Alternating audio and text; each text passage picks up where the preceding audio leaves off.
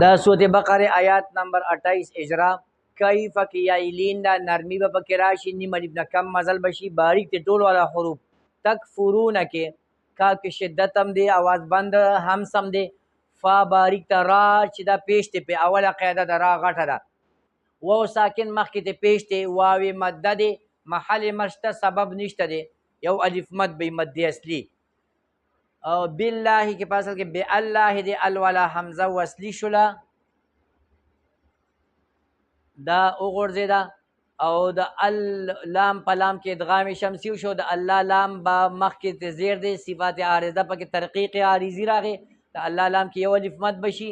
وکنتم کې نون ساکن دی، داغې نه وروسته د 15 حروفونه تا د اخفای حقیقي به کیږي، او تم کې میم ساکن دی، داغې نه وروسته د 26 حروفونه حمزه ده، دلته به هم اظهار شفوي کیږي بغیر غنه زمانی، توسط به کوي. امواتن کې میم ساکن دی، وروسته ته واو دی، د 26 حروف دلته هم اخفای اظهار شفوي دی. اموا مد اصلي محل شته خو سبب نشته، یو الف مد به کیږي. تن کې تنوین دی، نو که وقف کوي وقف بالابدال دی، دو زبر په الف سره بدل شو. که وقف نه کوي تنوین نه وروسته د 15 حروف نه فا ده، اخفای حقیقي. فاحیاکم یا الف زبر یا مد اصلی. کم کې اظهار شفوي، ثم کې غنه زمانی. یمیتکم یمی کې مد اصلی، کم کې اظهار شفوي، ثم کې غنه زمانی. یحیی محل مشته سبب نشته دی، یو الف مد.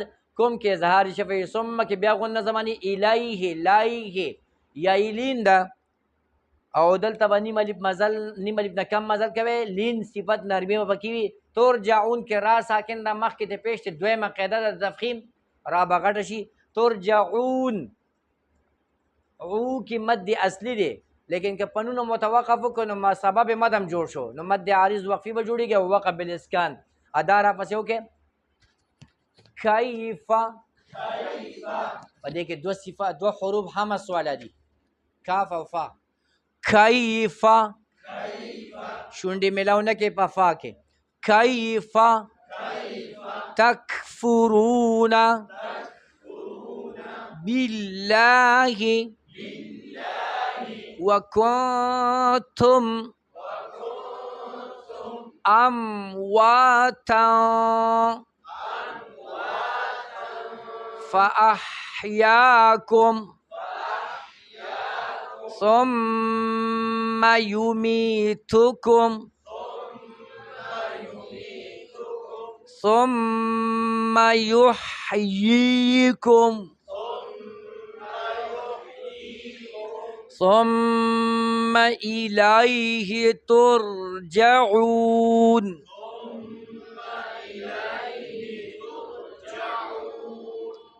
كيف تكفرون بالله وكنتم أمواتا فأحياكم ثم يميتكم. وقف مكو إعادة وبيا كبه. ثم يميتكم ثم يحييكم ثم إليه ترجعون.